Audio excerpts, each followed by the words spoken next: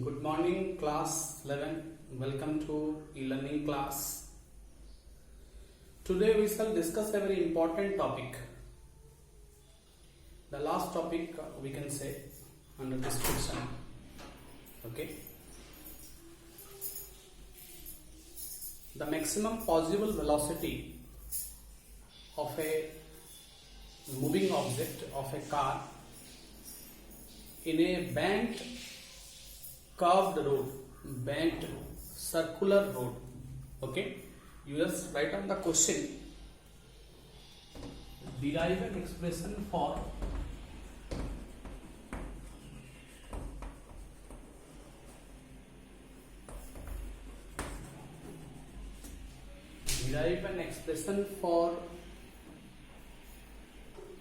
maximum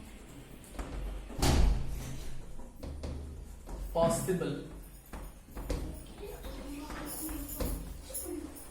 speeds of a car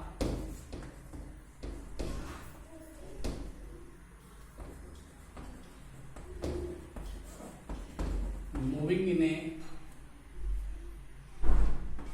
banked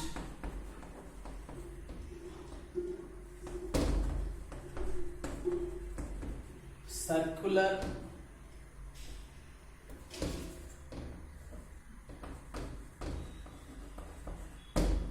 road.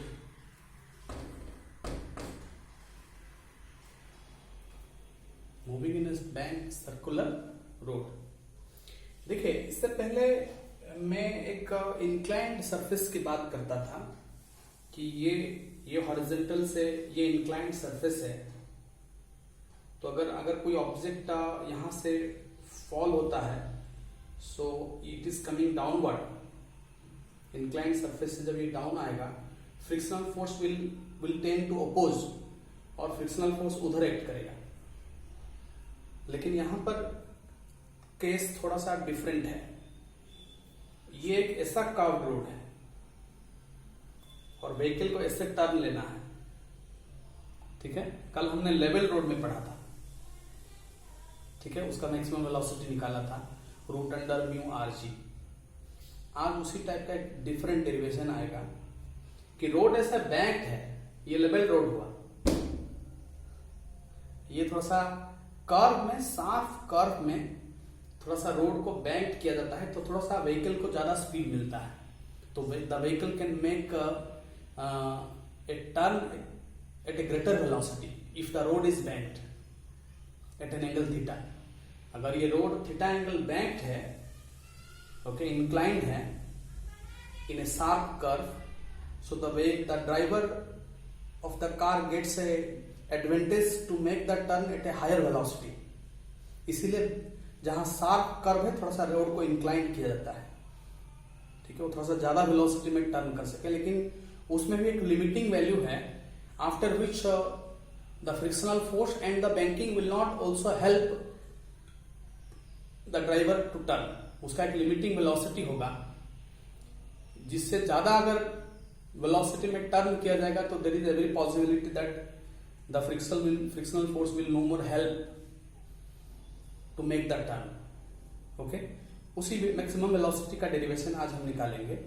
तो देखिए, ये गाड़ी को, व्हीकल को नीचे नहीं आना है कि फ्रिक्शन ऊपर एक्ट करेगा, नहीं, फ्रिक्शन को रोकना है इसको नीचे आने में. So the frictional force will be towards the centre. ठीक है, तो व्हीकल ऐसे टर्न लेगा, तो व्हीकल को नीचे नहीं आना है, तो रोकेगा, तो then the frictional force will be acting as a centripetal force here. The frictional force will be acting as a centripetal force. कल भी देखिएगा, फ्रिक्शनल फोर्स को हमने सेंट्रीपिटल फोर्स लिया था. ठीक है, तो यहां पे frictional force towards the centre of the circular path होगा. ठीक है, ये इंक्लाइंड पाथ नहीं है कि नीचे आना चाहता है गाड़ी, ऐसा नहीं है.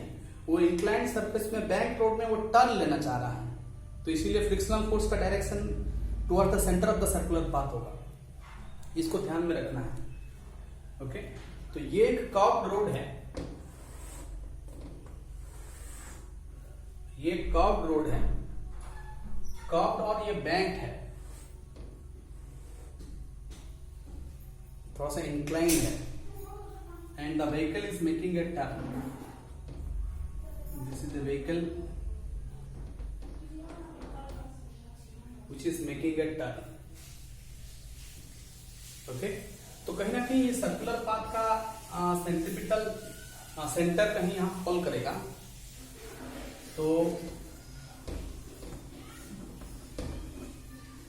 ये radius of the circular path हो सकता है. ओके, इसको हम स्मॉल आर ले सकते हैं. देखिए यहाँ पे वेट ऑफ द व्हीकल तो ठीक है, डाउनवर्ड है, ठीक है, लेकिन फ्रिक्शनल फोर्स है जो कि between the tyre and the road, ये फ्रिक्शनल फोर्स है और ये नॉर्मल रिएक्शन है.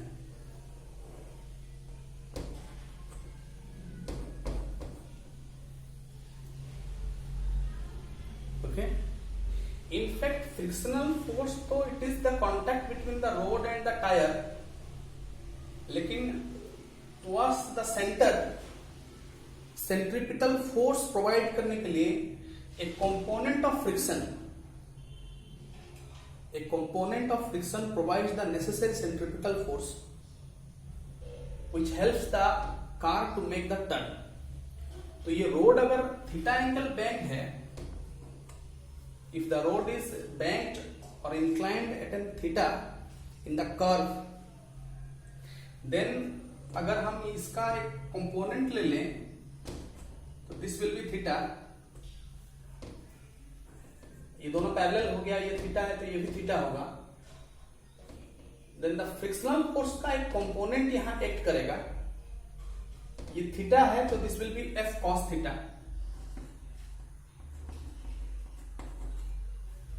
Which is acting towards the centre.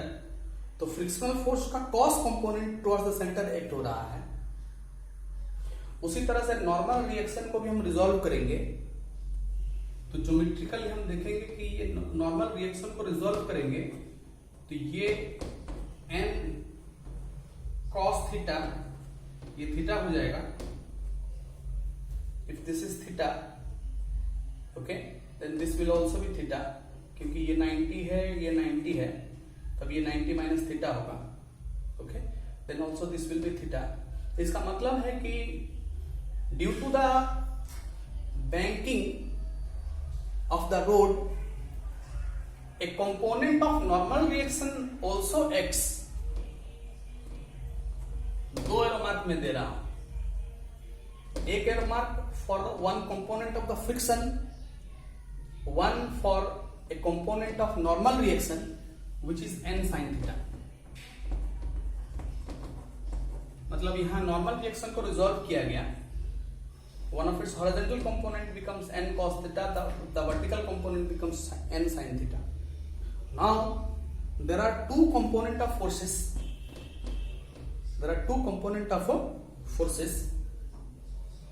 which provides necessary centripetal force. कल वाला डेरिवेशन में लेवल्ड था तो नॉर्मल रिएक्शन का कोई कंपोनेंट सेंट्रिपिटल फोर्स को कंट्रीब्यूट नहीं करता था, लेकिन because of the inclination, because of the banking, a component of the normal reaction also provides necessary centripetal force mv square by r. और टोटल डाउनवर्ड फोर्सेस की जहां तक बात है, इसका डाउनवर्ड फोर्सेस ये mg है. ओके, ये mg is equal to n cos theta. Okay, total downward forces is equal to total upward forces. और ये towards the center n sin theta and f cos theta. Okay, ठीक है. यहां force को भी resolve करेंगे तो ये नॉर्मल रिएक्शन को एग्जैक्टली mg कैंसिल नहीं कर रहा है. इनफैक्ट देखिए, ये mg को भी अगर रिजॉल्व करेंगे, weight which is acting downward resolve करते हैं, तो इसका भी दो कंपोनेंट मिलेगा आपको. देखिए ये और ये एन को रिजोल्व कर रहा है one of the component of weight, ठीक है। तो let us write down, consider a car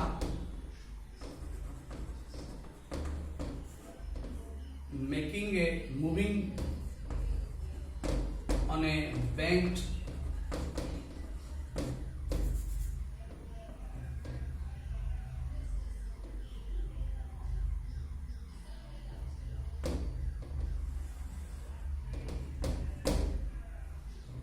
circular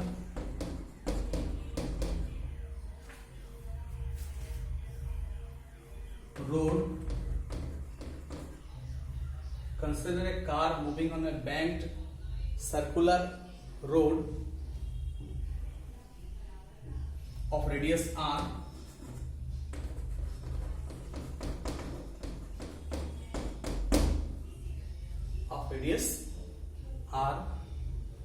various forces acting. कल जैसे लिखे थे ना कि क्या क्या फोर्सेस एक्ट हो रहा है, वेरियस फोर्सेस